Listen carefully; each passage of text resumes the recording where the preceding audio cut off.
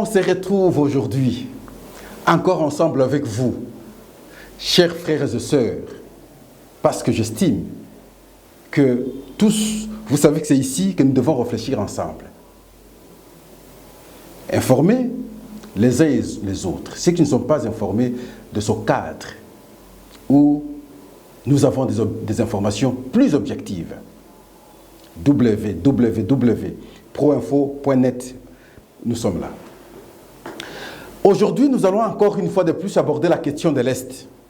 Parce que nous vous avons dit, je crois, il y a 3 émissions passées, que les quelques émissions que nous allons organiser ces derniers temps vont se focaliser uniquement sur la question de l'Est. La question de l'Est, dont sa particularité avec le M23, que nous considérons ici comme agresseur. Mais quoi de plus aujourd'hui? Aujourd'hui, nous allons aborder 3 points spécifiques, sinon 4. Le premier, c'est en rapport avec la communication, sinon l'entretien, que le secrétaire d'État américain, Antony Blinken, a eu avec le président rwandais Paul Kagame sur les soutiens des pays voisins aux rebelles et aux agresseurs qui sont sur le sol de la République démocratique du Congo. Nous allons aborder cette question. La deuxième question concernera la vidéo que nous avons suivie ici d'un fameux monsieur rwandais qui s'est permis de tenir des propos contre la République démocratique du Congo. Des vues, vous les voyez, trop prosaïques. Un monsieur qui s'affiche pratiquement inutile, mais se permet de tenir des propos contre un État, un grand pays comme la République démocratique du Congo. Comme si cela ne suffisait pas, il osait s'attaquer aux acteurs politiques et premièrement, il commençait par le chef de l'État. C'est aberrant et c'est insupportable. On ne peut pas laisser passer une telle vidéo sans qu'on réagisse. Et nous allons réagir avec beaucoup d'énergie sur la question. La troisième question, c'est en rapport avec la position aujourd'hui du M23 qui accepte finalement quitter le sol congolais et s'interroge où ils iront, ignorant que il y a eu des résolutions qui ont été prises à Luanda où on les a indiqué le lieu où ils devront partir. Et la quatrième et la dernière, c'est celle en rapport avec le nombre de jeunes engagés aujourd'hui dans l'armée, qui sont en pleine formation à Kitona, qui ont été présentés au chef d'état-major. Au total de 10 200 jeunes recrues. Et voilà, c'est autour de ces 4 sujets, 4 points, 4 questions que nous allons discuter ce jour. Mais avec image en appui. En rapport avec la première question qui fait allusion finalement plutôt à l'entretien que le secrétaire d'État américain a eu avec le président rwandais. Et nous devons vous dire ici que le secrétaire d'État américain a insisté sur Paul Kagame de ne plus soutenir les groupes armés, trop particulièrement ici le M23, qui est une agression, simplement parce qu'on comprend, en fait, et tout le monde, que ces gens bénéficient du soutien du Rwanda. Le ministre des Affaires étrangères rwandais, lui, va réagir. Il y confirme effectivement qu'il y a un entretien entre Paul Kagame et le secrétaire d'État américain. Mais pour lui, il n'y a pas présence des soldats rwandais sur le sol congolais. Ignorant qu'il y a des preuves qui établissent effectivement qu'il y a présence rwandaise en République démocratique du Congo. La preuve, c'est que quand les gens meurent, on les plaire au Rwanda. Lorsqu'on tue les militaires, les décès au Rwanda. Lorsqu'on les arrête, les cartes sont restées et nous savons lire. Les équipements qu'ils utilisent, il y a des mentions rwandaises. Bon, même si aujourd'hui on crée des confusions sur la morphologie, mais peu importe, lorsqu'on a un Rwandais en face, on sait l'identifier que ce n'est pas un Congolais, c'est un Rwandais. Ne fût-ce que par son expression. S'il y a les Tutsis au Congo, mais ces Tutsis-là savent parler lingala, le ton on peut comprendre effectivement que celui-ci est un Congolais. Les non-Congolais sont facilement identifiés. J'aimerais que nous puissions suivre d'abord la vidéo, et parce que chacun va tirer ce qu'il aura compris, et moi je reviendrai pour, en tout cas, conclure. Lors d'un appel dimanche avec le président rwandais Paul Kagame, le secrétaire d'État américain Anthony Blinken a dit clairement que tout soutien externe à des groupes armés non étatiques en RDC doit cesser, y compris le soutien du Rwanda au M23. Le Rwanda a immédiatement réagi dans un communiqué publié lundi soir. Le ministre rwandais des Affaires étrangères Vincent Biruta y précise que son président Paul Kagame et Anthony Blinken avaient eu de bons échanges, mais que les différences demeurent sur la compréhension du problème. Il n'y a pas de présence de soldats rwandais en RDC. Et à partir de là, il ne peut y avoir de collaboration avec aucune autre force présente dans l'est de la RDC s'il n'y a pas de présence de soldats rwandais. Le Rwanda a à plusieurs reprises imputé la responsabilité de la crise dans l'est de la RDC aux autorités de Kinshasa et a accusé la communauté internationale de fermer les yeux sur son soutien supposé au FDLR, les Forces démocratiques de libération du Rwanda, un mouvement de rebelles hutus rwandais dont certains impliqués dans le génocide des Tutsis en 1994 au Rwanda. Vincent Biruta a également affirmé que les problèmes de sécurité du Rwanda doivent être également pris en compte, poursuivant que le M23 ne doit pas être assimilé au Rwanda. Un sommet organisé le 23 novembre en Angola a ordonné un cessez-le-feu, suivi du retrait des rebelles des positions conquises ces derniers mois, mais aucun retrait n'a été observé à ce jour.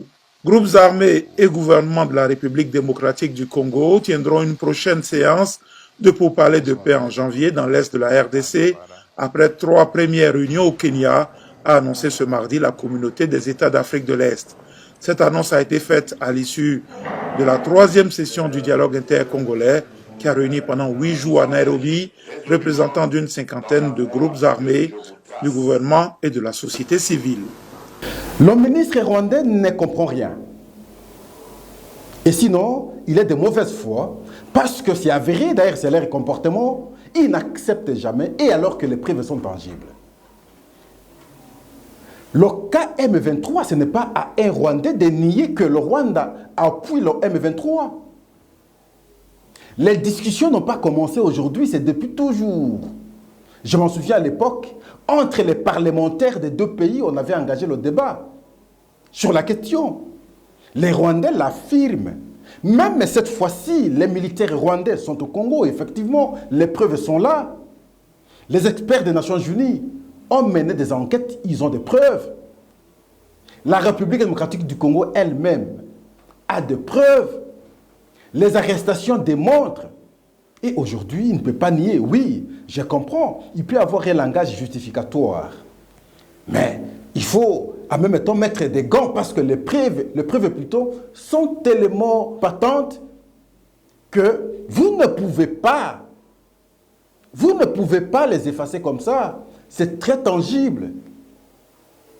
Ce qu'il faut aujourd'hui, vous les Rwandais, vous, monsieur le ministre des Affaires étrangères et rwandais, mais question de comprendre que ce que vous faites n'est pas bon. Parce qu'un jour, ça va retourner contre vous. Quel est l'argument demain que vous allez avancer? Si demain, la République démocratique du Congo faisait ce que vous faites aujourd'hui, allez-vous pleurer? Je pense, j'estime, de mon point de vue, que cette fois-là, ça risque d'être très fatal pour vous. Parce que nous sommes très nombreux. Si aujourd'hui on parvient à marcher sur le Rwanda, mais je crains que ce soit la disparition du pays. Il est vrai qu'aujourd'hui vous bénéficiez l'appui de la France. Moi, de mon point de vue, je comprends la position de la France. Quand vous regardez le génocide rwandais, la France est responsable. Les dirigeants français sont responsables. Ils savent ce qu'ils ont fait pour que les Rwandais connaissent le génocide. Les premiers responsables dans cette question, c'est les Français. Comme pour chercher des raisons, Et voilà, sinon, comme pour étouffer la question, je m'en souviens lorsque les relations entre la France et le Rwanda n'étaient pas au beau fixe, c'est les Français, parce qu'ils ont commencé à avoir peur, qu'on commençait à les dénoncer, ont tout fait pour créer des relations avec le Rwanda, en fait. Et aujourd'hui, vous comprenez, vous, Rwanda, que vous êtes appuyé par les Français. Mais ce n'est pas pour toujours. Ça va s'arrêter un jour. Mais quand ce jour-là arrivera, est-ce que vous arrivez à réfléchir aujourd'hui qu'il y aurait un jour où votre influence, sinon vos relations avec la France pourront aussi briller, et que vos influences sur la République démocratique du Congo pourront s'arrêter, et cette fois-là, la République démocratique du Congo pourra redevenir forte face à vous? Ce sera comment? C'est là le danger. Et donc, comprenez que le monde entier sait, monsieur le ministre des Affaires étrangères. Souvent vous dites, donc tout ce que vous faites, pensez à la sécurité rwandaise. Ah, ça c'est bon, ça c'est une bonne chose. Mais vous voulez qu'on sécurise votre pays, mais vous ne voulez pas, vous ne savez pas sécuriser l'autre pays. Pendant que vous, même pas une balle sur vos sols, vous, déjà, vous criez sur la sécurité rwandaise. Mais nous qui mourons chaque jour pendant des années et des années, et vous pensez que nous n'avons pas droit d'évoquer la question de la sécurité. Pour vous, c'est bon, on doit vous sécuriser. Pour les autres, on ne peut pas les sécuriser. Ils doivent mourir comme des animaux, comme nous mourons aujourd'hui. Non, monsieur le ministre des Affaires étrangères rwandais, il est question de devenir humain à ce jour. Devenez humain. Parce que, en tout cas, j'ai mon philosophe. Il fait chaud, vous allez comprendre. Héraclite d'Éphèse. Tout coule, tout passe, rien ne demeure. On se suit un peu. Parce que j'ai promis que je dois dégager les énergies aujourd'hui sur cette question. Vous n'allez pas couper, Nisha, ça va rester comme ça. Cette question passionne chaque Congolais. Et les Rwandais ne peuvent pas se comporter comme si ils sont les grands messieurs, les grands citoyens africains. Et nous ne pouvons pas avoir des leçons de la part des Rwandais. En tout cas, pour ça, nous refusons. Quel pays? Le Rwanda ici. Vous bénéficiez aujourd'hui, si vous êtes fort, je le dis, et d'ailleurs, je n'ai jamais accepté que vous êtes fort. C'est simplement parce qu'on a su marcher sur nous, sur la question des armes. Vous imaginez, vous, tel que vous êtes là, la RDC, avoir la possibilité d'avoir les armes. Et le Rwanda parlait contre la République démocratique du Congo. Le Rwanda marchait sur la République démocratique du Congo. C'est l'inversion des valeurs. Et je veux vous féliciter que vous êtes fort en infiltration. Je vais aborder cette question quand on va évoquer le petit monsieur qui est intervenu insolemment sur la question de la République démocratique du Congo. Nous prenons la deuxième vidéo sur ce fameux Rwandais, visiblement prosaïque, très élémentaire, qui parvient à tenir des propos contre la République démocratique du Congo, contre son président de la République. Et dans ses propos, il parvient même à dire « la RDC n'a pas l'armée », son expression. La RDC n'a pas l'armée, monsieur. Il va plus loin pour dire « la RDC, c'est le malade africain ». Quelle injure! Je m'en souviens à l'époque, quand Yero Diandombassi tient des propos contre les Rwandais à l'époque, lorsqu'ils sont entrés ici à 1998. C'est la CPI qui avait activé sa machine contre Ndombassi, Yérodia. Mais aujourd'hui, un petit monsieur, je comprends, parce que peut-être il n'a pas de statut officiel, mais il parvient à tenir de tels propos. Nous sommes un malade africain. Nous les suivons et nous allons revenir. La RDC, c'est le malade africain typique. Tout le monde aide la RDC, mais les Congolais ne veulent pas sortir de leurs problèmes. Maintenant, ils parlent devant des jeunes qui l'acclament. En fait, quand je vois ces jeunes-là l'acclamer, je dis, en fait, ces jeunes méritent ce président. Parce que, comme on dit, les sociétés méritent les tyrans qu'ils ont choisis. Si Tshisekedi arrive à faire du populisme à Kinshasa en disant que lui, il est capable d'aider les Rwandais à se débarrasser de leur chef d'État, alors qu'il n'est pas capable d'aider les Congolais à se débarrasser des 150 milices, et qu'il se fasse applaudir. Donc on est dans une sorte de transe collective où la raison est sortie, n'a pas été invitée à la réunion. Et donc, quand je vis Tshisekedi s'en prendre violemment au président rwandais, il n'est pas le premier à le faire. Tous les politiciens, les populistes, Mukwege le fait tous les jours, Fayulu le fait, Mozito, c'est un monsieur qui était politicien, qui était Premier ministre à un moment donné, il a demandé à ce qu'on puisse que la RDC fasse la guerre au Rwanda. La RDC n'a pas d'armée. C'est pour ça qu'il y a une centaine de pays du monde entier qui contribuent pour créer une force de maintien de la paix en RDC. Ils n'ont pas d'armée. Quand ils demandent de faire la guerre au Rwanda, je me demande s'ils vont le faire avec des lance-pierres. Je n'ai rien compris. Mais quand ils disent ça, et puis on se dit, mais où est-ce qu'on va commencer le débat avec ces gens? Alors que le président Kagame a offert depuis le premier jour à l'aider à se stabiliser, à s'organiser, à être connu dans le monde entier, peut-être à l'aider à former une armée. Il y a d'autres chefs d'État en Afrique, je ne vais pas les citer, qui demandent l'aide au Rwanda, et le Rwanda offre l'aide, et c'est très très positif, tout le monde le sait. Le Rwanda est le 3e contributeur de maintien de la paix en Afrique. Tshisekedi, s'il était de bonne foi, on serait en train de maintenir la paix en RDC de manière nettement différente de comment la MONUSCO le fait, parce que la MONUSCO a un bilan désastreux. Mais nous, chaque fois qu'on est dans un pays, on a des résultats. C'est ça qu'on serait en train de faire, de ramener la paix dans notre région. Mais comme ils sont tous, les jouisseurs sont en train de... Ils croient que c'est du jeu, ils croient que c'est du théâtre. Mais en fait, ils sont en train de... En fait, ils parlent des... Ils sont prêts à écrire sur Twitter qu'ils sont en solidarité avec les gens du Kivu. Mais au fond, ils s'en foutent. Ils ne pensent qu'à leur remplir leur propre ventre et à voler, etc. La RDC est malade africain. Monsieur, je pense que tout le monde a compris le degré du vulgaire dans l'expression. Le degré de l'insolence, le degré du manque d'éducation. Et il ne sait pas choisir les propos. Il tient de tels propos contre un État, contre un président d'un autre pays.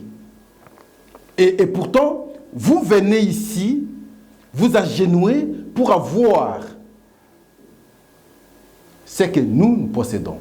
La République démocratique du Congo. Et c'est le même pays que vous insultez. Demain, vous allez venir ici et nous allons vous regarder. Même si notre président de la République a dit les Rwandais, c'est vos frères et sœurs. Mais visiblement, vous n'êtes pas nos frères et sœurs. Parce que vous êtes dans la politique de votre président. Cherchez à détruire la République, ça ne marchera pas. Vous avez tenté autant de fois. Je vais vous rappeler, monsieur.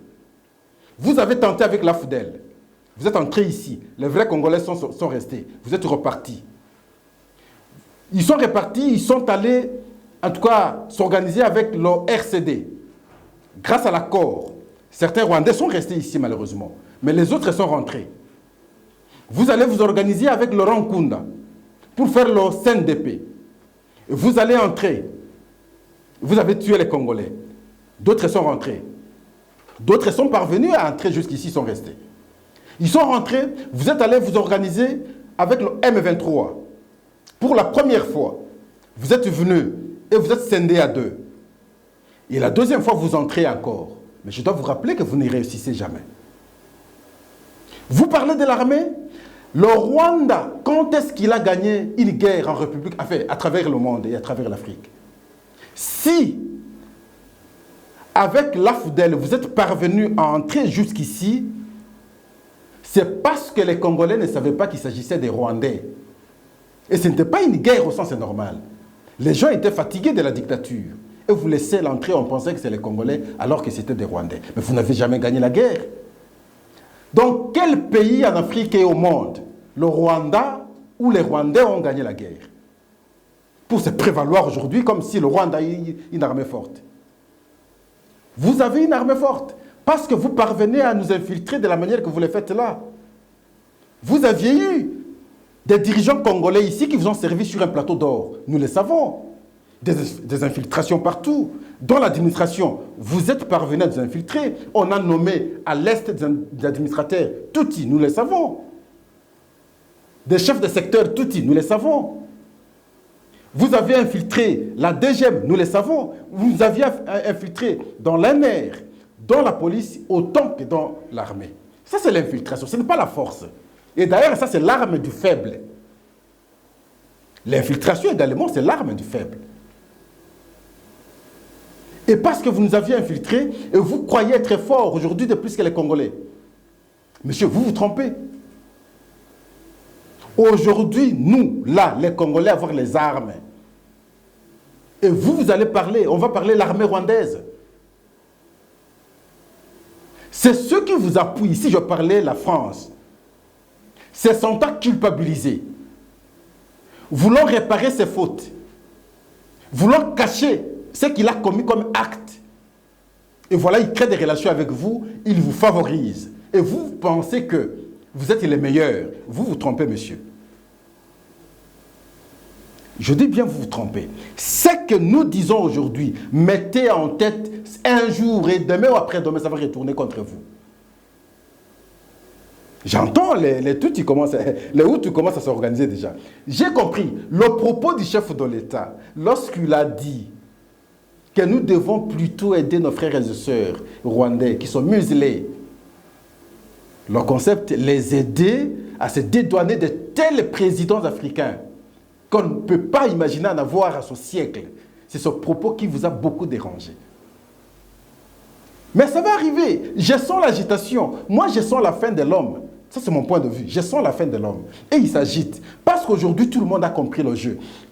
À partir du moment où tout le monde a compris le jeu, il est difficile que vous saviez faire encore le jeu. Parce que vous allez rencontrer beaucoup d'opposition. Parce qu'on a compris votre jeu. Vous allez rencontrer beaucoup d'obstacles. Vous ne saurez pas le faire avec facilité comme vous le faisiez hier. Et c'est là où je me réjouis. La République démocratique du Congo a su construire le discours à ce jour. Chose que nous ne savions pas faire hier. On ne savait pas construire le discours. Quel est ce discours-là, chers Congolais? C'est parti par l'expression du président de la République lui-même. Vous allez m'excuser encore. Parce que j'ai bien voulu que je fasse cette émission dans ces conditions pour informer l'opinion qu'on est contre. Que le Rwanda continue à marcher sur nous. C'est notre manière de revendiquer notre raison. Nous revendiquons notre raison.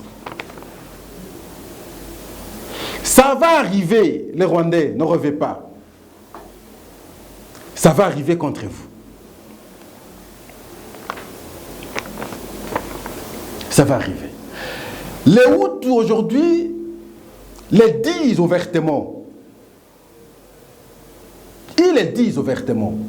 Et d'ailleurs, ils vont même plus loin. Je vais vous rappeler ici qu'ils ont organisé même une conférence à Goma. Et ils ont dit le nombre de crânes que Paul Kagame se fait l'argent auprès des bailleurs. Si c'était uniquement des crânes de Tutsi, on ne verrait aucun Tutsi au monde. Ces crânes-là, c'est les crânes des Hutus. En d'autres termes, maintenant, qui a massacré les Hutus? Et les Tutsis aussi, à notre niveau, nous sommes objectifs, nous reconnaissons. Mais ceux qui ont eu le pouvoir, alors on se pose la question, qui a le pouvoir? Moi, je m'arrêtais là. Un jour, j'aime bien lire mon confrère Charles Onana. C'est un journaliste camerounais.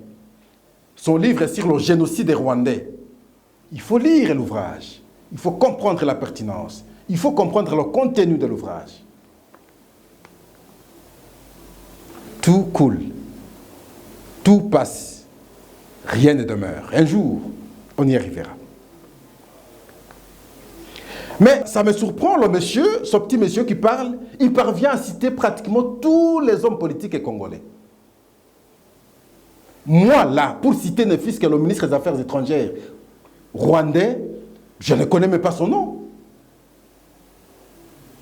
Mais comme un petit monsieur comme ça, il parvient à citer tous les noms des acteurs politiques et congolais. Voilà comment les Rwandais s'intéressent du Congo. Toutes les questions qui se passent au Congo ici sont intéressées par les Rwandais. Parce que la vie des Rwandais est dépendante du Congo. Mais le Congo ne dépend pas du Rwanda. Voilà pourquoi le monsieur connaît tous les acteurs politiques du Congo. Et même leur discours. Et il parvient même à dire, mais ça c'est grave, il est considéré comme des populistes. Nos acteurs politiques sont des populistes. Le monsieur ne connaît pas l'histoire, ne visite pas l'histoire. Il faut revoir l'histoire, les relations entre les deux États. Que furent les Congolais à son temps? Les Rwandais venaient plutôt travailler chez nous ici comme des sous-hommes. Les Rwandais venaient travailler en République démocratique du Congo comme des sous-hommes. Dans le passé, ici au Congo, Congo avant, finalement Zaïre, le Rwandais n'était jamais considéré. Vous aviez eu la considération à travers l'infiltration et vous savez ce que vous aviez fait. Et aujourd'hui, vous voulez vous prévaloir du n'importe quoi, monsieur. Je ne pouvais même pas vous répondre parce que quand je vous regarde, ça ne vaut même pas la peine. Mais simplement parce que vous avez touché le pays, vous avez touché les institutions de notre pays, et voilà pourquoi je vous réponds. Mais de vue, vous semblez être un monsieur très inutile, qu'on ne peut même pas tenir compte de vos propos. Du prosaïque, de l'inutile, niveau trop bas. Parce que le monsieur évoque la question de l'armée. Je parlais de l'infiltration. Je parlais de ce que vous êtes parvenus à faire depuis tout ce temps contre nous. Mais regardez comment nous nous organisons. 10 200 jeunes engagés dans l'armée, recrutés. Ce n'est qu'un petit départ. Je parle bien de 10 200 hommes jeunes recrutés. Ils sont à Kitona, en formation. Ils ont été présentés auprès du chef d'état-major, Kiwewe. Je crois qu'aujourd'hui, ils seront aussi présentés auprès du chef de l'État. La formation est pratiquement à la fin. Ils seront déployés. Ça, c'est le premier lot. Je dis bien, ça, c'est le premier petit lot de Kitona. Mais nous avons plusieurs d'autres centres. La différence avec nous, c'est que nous sommes nombreux. Le jour où nous aurons suffisamment des armes, nous allons marcher sur vous et vous allez vous rendre compte. Ce jour-là arrivera. Je prie que Dieu vous prête encore vie. Nous allons suivre les images du centre Kitona. On va revenir. 10 200 jeunes recrues venus du Nord Kivu, de Kinshasa, du Congo central et du Kasaï oriental ont été présentés mardi 6 décembre 2022 au lieutenant général Thio Songesa Christian, chef d'état-major général des FARDC à la base militaire de Kitona. Dans son adresse à ces nouvelles recrues venues répondre à la mobilisation générale lancée par les chefs de l'État et commandant suprême des FARDC, le général Thio a martelé sur la discipline.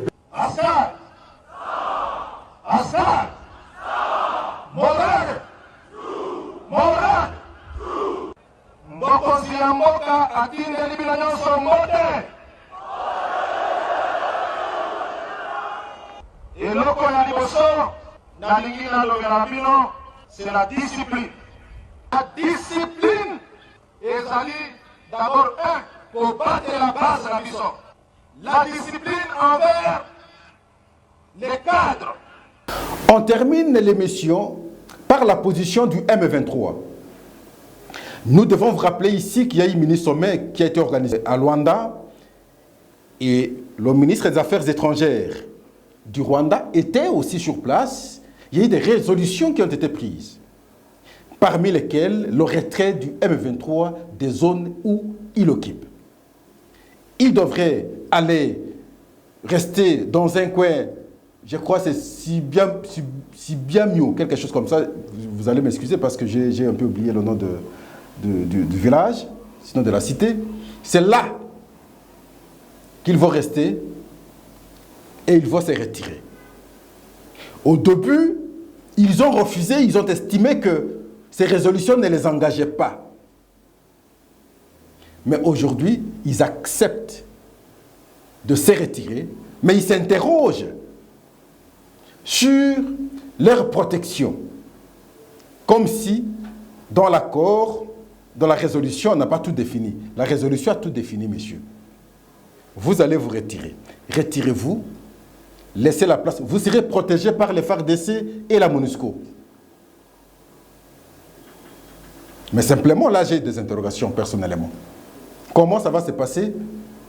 Mais nous allons voir comment ça va se passer. Mais qui commence d'abord par obtempérer. C'est retirer d'abord. Et ceux qui étaient à Nairobi, ils ont discuté longuement, mais on a pris l'option de venir en janvier ici, en République démocratique du Congo. Le lieu sera choisi. Est-ce que c'est Kinshasa? Est-ce que c'est Goma? Est-ce que c'est où? Ils vont se rencontrer cette fois-là uniquement pour parler la paix avec les autres groupes armés. Et voilà, c'est à ce stade que nous sommes. Mais substantiellement, qu'est-ce que je peux dire? Je vois que la diplomatie est en train de marcher. Mais il faut l'activer encore fortement. Parce qu'il ne faudrait pas que nous, on tombe dans un piège. Le piège d'une disposition qui a été prise lors de l'accord signé le 23 mars 2009. Une disposition qui est reprise à l'accord signé avec le M23 à Kampala le 11 novembre 2013. La même disposition est revenue lorsque nous sommes allés faire les déclarations de Nairobi en 2013. Quelle est cette disposition? La création d'une zone sinistrée. Mais aujourd'hui, on parle de la création d'une zone tampon. C'est là ma crainte. Parce que l'esprit de la création d'une zone sinistrée, dans le premier accord, qui est revenu dans plusieurs textes, était de faciliter les pays voisins à venir maintenant exploiter dans cet espace-là pour qu'ensemble avec ces pays voisins, on permette le développement de cet espace. Mais quel deviendra cet espace? Est-ce que cet espace n'aura pas son autonomie? C'est là la crainte. En d'autres termes, on pose la question. Ceux qui ont gagné des espaces, oui, même si c'est sur le sol congolais, qu'est-ce qu'ils ont eu en retour comme garantie pour se replier? Ce sont ces questions-là que nous méritons avoir d'éclairage, sinon des éclaircissements. Le contraire nous poussera à croire qu'il y a eu une autre raison qui risquera d'être contre les Congolais et contre le pays, contre la République démocratique du Congo. Voilà pourquoi il faut aujourd'hui activer encore la diplomatie.